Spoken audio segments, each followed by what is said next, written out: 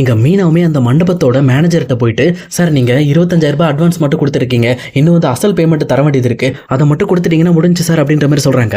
ஆனா இதை கேட்டவொன்னே அந்த மேனேஜருமே, என்னமா இது, நீ மறுபடியும் வந்து காசு கேட்டுட்டு இருக்க, அட்வான்ஸ் கொடுக்கும்போது 2 லட்ச ரூபாய் சேர்த்து கொடுத்தால, அக்ரிமெண்ட்ல சைன் பண்ணல, அப்புறம் என்ன திடீர்னு வந்து கேட்கற அப்படின்ற மாதிரி இந்த பக்கம் மீனாவை ஏமாத்த பாக்குறாரு. அப்ப மீனாவுமே, இல்ல சார் நீங்க வெறும் 25,000 மட்டும் தான் கொடுத்தீங்க, மீதி வந்து 1,75,000 நீங்க தரவே இல்லை சார் அப்படின்ற மாதிரி சொல்றாங்க. அதே நேரத்தில் அந்த மேனேஜருமே, இங்க பாருமா நீ அக்ரிமெண்ட்ல சைன் பண்ணிருக்க, அதெல்லாம் நான் கொடுத்துட்டேன், நீ மறுபடியும் என்கிட்ட வந்து இந்த மாதிரி விளையாண்டுட்டு இருக்காது அப்படின்ற மாதிரி ரொம்பவே டென்ஷனோட கத்தி விடுறாரு. அப்ப வேற வழியே இல்லாம மீனாவுமே டைரக்டா அந்த மண்டபத்தோட ஓனர்கிட்டே போயிட்டு இது நடந்த விஷயங்களை பத்தி பேச ஆரம்பிக்கிறாங்க. அவங்களுமே இந்த பக்கம் மீனாவை பார்த்துட்டு, இங்க பாருங்க என்னமா சொல்ற, என் மேனேஜர் உன்ன 1,75,000 ஏமாத்திட்டானா உங்ககிட்ட, சரி இரு வெயிட் பண்ண அப்படின்ற மாதிரி மேனேஜர் கூப்பிட்டு என்ன டீடைல் அப்படின்ற மாதிரி கேட்கறாங்க.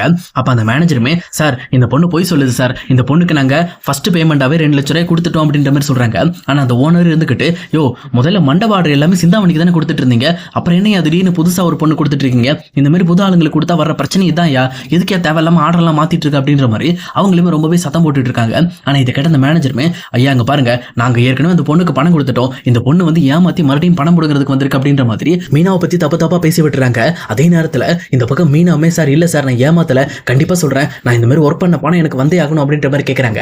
ஆனா இதை கேட்டவொன்னே அந்த பக்கம் அந்த ஓனருமே, எங்க பாருமா உன்ன மாதிரி நாங்க நிறைய பேரை பார்த்திருக்கோம், இந்த மாதிரி ஏமாத்தி பணம் முடுங்கிறதுக்குனே ஒரு கும்பல் இருக்காங்க, அதனால நீ இந்த வேலையை நீ வேற யார்ட்டே போய் பண்ணு அப்படின்ற மாதிரி சொல்லிட்டு அவர் அங்கிருந்து கிளம்பிடுறாரு. அதே நேரத்தில் மீனாவுமே அந்த மேனேஜர்ட்ட, இங்க பாரியா என்னோட பணத்தை இப்படி ஏமாத்தினால நீலாம் நல்லாவே இருக்க மாட்டே அப்படின்ற மாதிரி மீனாவும் ரொம்பவே மன வருத்தப்பட்டு இந்த பக்கம் அந்த மேனேஜரையும் திட்டிட்டு அங்கிருந்து கிளம்புறாங்க. ஆனா அதே நேரம் இங்க சிந்தாமணி மூலமா இங்க விஜயாக்குமே இந்த விஷயம் தெரிய வந்ததுனால அவங்க மீனா கஷ்டப்படுற விஷயத்த கொண்டாடுற மாதிரி அவங்க இந்த மாதிரி ரவியோட ரெஸ்டாரண்ட்ல ஃபுட் ஆர்டர் பண்ணி சாப்பிட்டுட்டு இருக்காங்க. அப்ப வீட்டுக்கு வந்த மீனாவுமே இந்த பக்கம் விஜயா பண்ணிட்டு இருக்க விஷயங்களை எல்லாத்தையும் கவனிச்சுட்டு ரொம்பவே வருத்தப்பட்டு உட்காந்துட்டு இருக்காங்க.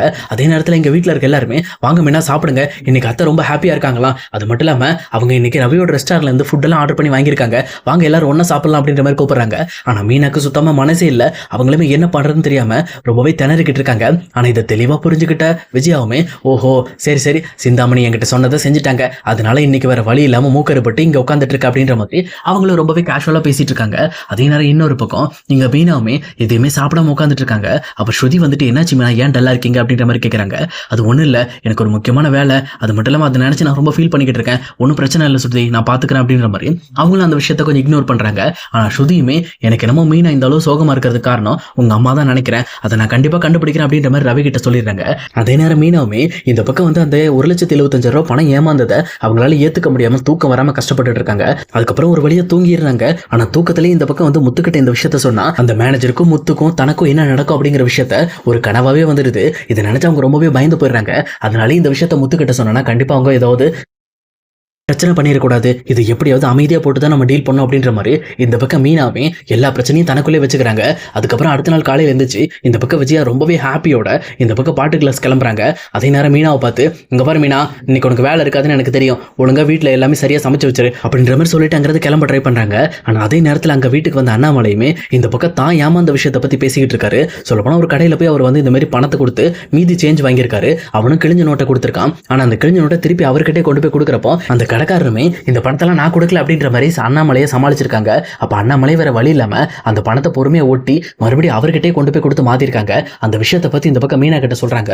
அப்போதான் மீனாக்குமே ஒரு தெளிவான ஒரு ஐடியா வருது. எனக்கு தெரிஞ்ச வரைக்கும் இந்த விஷயத்துல நம்மள ஒருத்தங்க ஏமாத்துறாங்கன்னா நம்ம அவங்களை ஏமாத்துறதுல தப்பே கிடையாது, அந்த மேனேஜர் தானே இதுக்கெல்லாம் காரணம், கண்டிப்பா அந்த மேனேஜர் நாம தான் ஏமாத்தணும் அப்படின்ற மாதிரி இங்க மீனா ஒரு முடிவுக்கு வராங்க.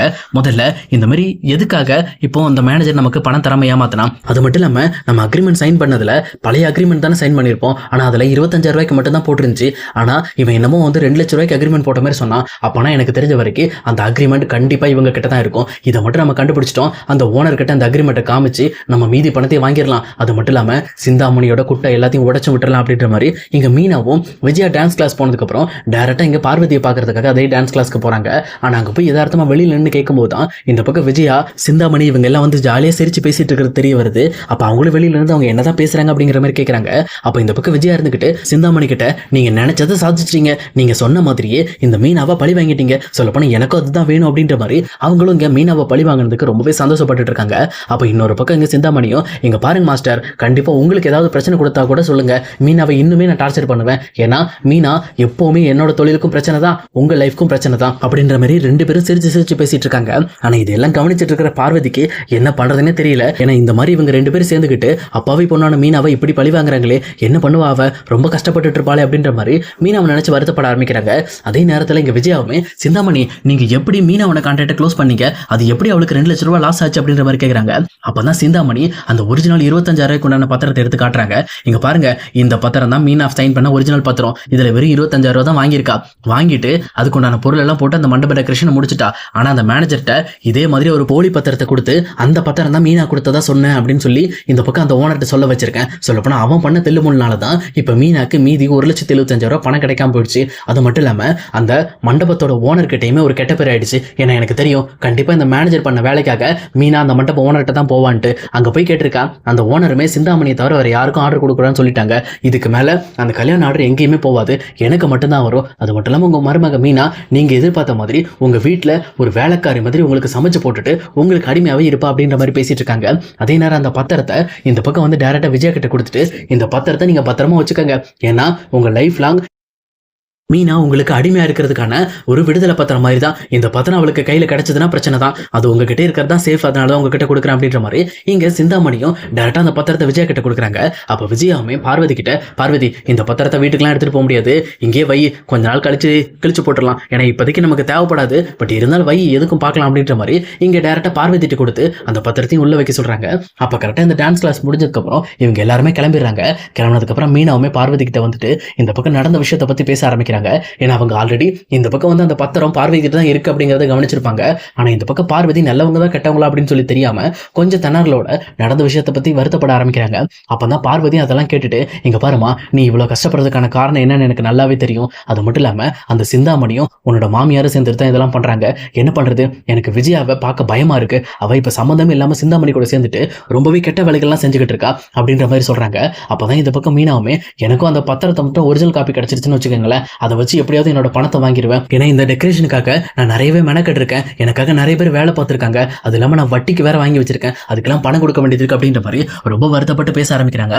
அப்ப பார்வதி எதை பத்தியுமே யோசிக்காம இந்த பக்கம் அந்த ஒரிஜினல் பத்திரத்தை எடுத்துட்டு வந்து இங்க மீனா கையில கொடுக்குறாங்க.